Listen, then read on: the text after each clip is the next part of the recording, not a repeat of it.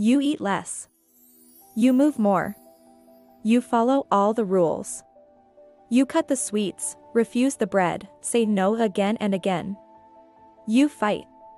You try with all of your might. And still, that number on the scale, it refuses to budge. Or worse, it comes back, like a ghost that just won't leave. The frustration, it's so deep, it feels like a betrayal. It feels like your own body is fighting against you.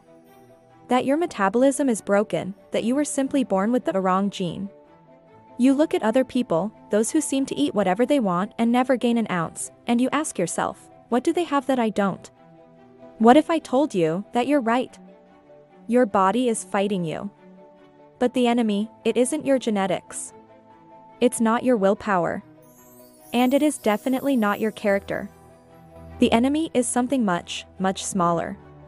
A secret, hidden at a microscopic level, invisible to science until now.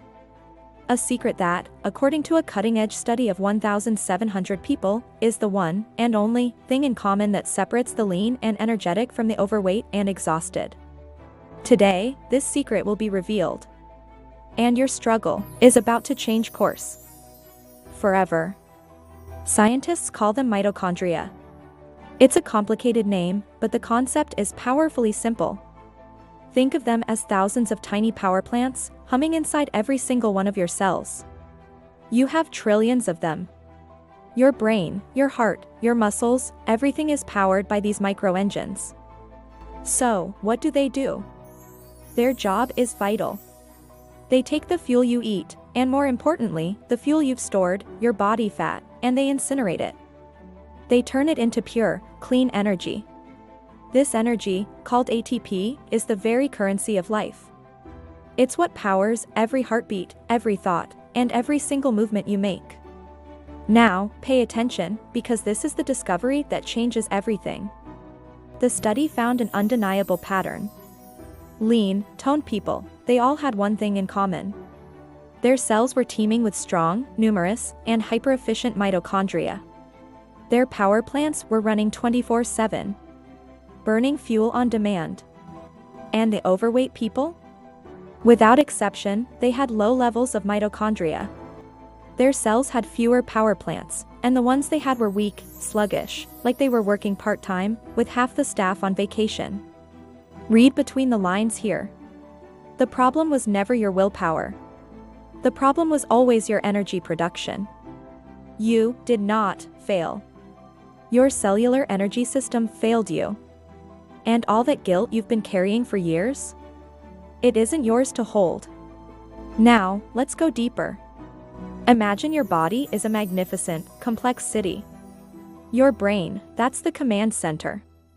Your heart is the main power station. And your muscles? They're the factories and industries making everything happen. And the mitochondria? They are the hundreds of thousands of smaller power plants, scattered throughout every single neighborhood of this city. In a healthy, energized body, the city is fully lit. The lights are bright. Energy flows without interruption. The factories, your muscles, work efficiently. The command center, your brain, is fast and clear. Any fuel that comes into the city is immediately distributed and burned to keep everything running at peak capacity. There is no waste. And there is no accumulation. But now, imagine a city where most of its power plants are offline, or operating at just 20% capacity. That is a body with low levels of mitochondria. The city plunges into a chronic blackout. The lights are dim. A constant fog hangs over the command center, what we call brain fog. The factories operate slowly, with great difficulty. That's the fatigue, the physical exhaustion you feel. And what about the fuel? Food and fat continue to be delivered to the city, but the power plants are too weak to burn it. So, what happens to all that unused fuel? It doesn't just disappear. It starts to accumulate. It piles up in the streets, in the warehouses. That is what stored fat is. It's not a sign of laziness. It's not a sign of gluttony. It is a symptom of an energy crisis at a cellular level. Your body isn't storing fat out of malice, or because you lack discipline. It's storing fuel it desperately wants to use, but simply can't. You are living in a city in the middle of an energy crisis. And the solution isn't to send less fuel. The solution is to turn the power plants back on. But how? How, in practice, can we wake up these dormant engines and transform our body from a fat-storing machine into an energy-burning powerhouse? The answer is both simple and profound. Your body is an intelligent, adaptive machine. It doesn't waste resources. It only builds and strengthens what there is a clear demand for. If you want more power plants, you need to send your body the signal that you need more energy. There are 3 conceptual pillars to send this signal and start this internal revolution. These aren't diet rules. They are principles of communication with your own biology. Pillar 1, create the demand. Your mitochondria are like muscles. If you don't use them, they atrophy. If you challenge them, they multiply and get stronger. You need to signal to your body that the current energy production is insufficient. This means introducing moments of energy demand into your life, peaks of effort that wake up the system and force it to say, "Attention, we need more power." Build more power plants, now. Pillar 2, provide the building materials. You can't build a high-tech power plant with low-quality materials. Your body needs the right raw materials to build healthy, efficient mitochondria. This means nourishing your body with building blocks that your cells recognize as pure, potent, and easy to use. Think of it as using the cleanest, highest-octane fuel for your engines.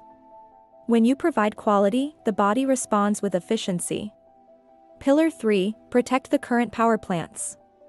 What's the point of building new plants if the existing ones are constantly being damaged? Factors like chronic stress, lack of sleep, and exposure to environmental toxins create a rust on your cellular engines, a process called oxidative stress. Protecting your mitochondria means creating an internal environment that promotes repair and longevity. Restful sleep isn't a luxury, it's the nightly maintenance crew that repairs and optimizes your power plants for the next day. Create demand. Provide the right materials.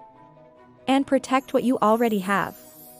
These are the principles to awaken your sleeping giant. Now, close your eyes for a moment. Imagine this transformation. Imagine waking up in the morning and feeling all the lights of your inner city turn on at once. A mental clarity that cuts through the fog. A physical energy that doesn't depend on coffee but flows from within. A body that is no longer a warehouse for unused fuel, but a high-performance engine that burns fat efficiently to power your life. This is not about the number on the scale. It's about the feeling of being alive. It's about having the energy to play with your children, to chase your dreams, to travel, to live without the constant weight of exhaustion. Weight loss is not the goal. It is the inevitable side effect of a body that has returned to optimal energy production. You don't need another diet that tells you what you can't do. You need a plan that teaches you to communicate with your body so it does what it was designed to do, generate life. Your journey of transformation doesn't start tomorrow with a new restriction. It starts today with a new decision. The decision to send the first signal. The decision to honor your body with the materials it deserves. The decision to protect your energy. The decision to finally awaken your sleeping power plant.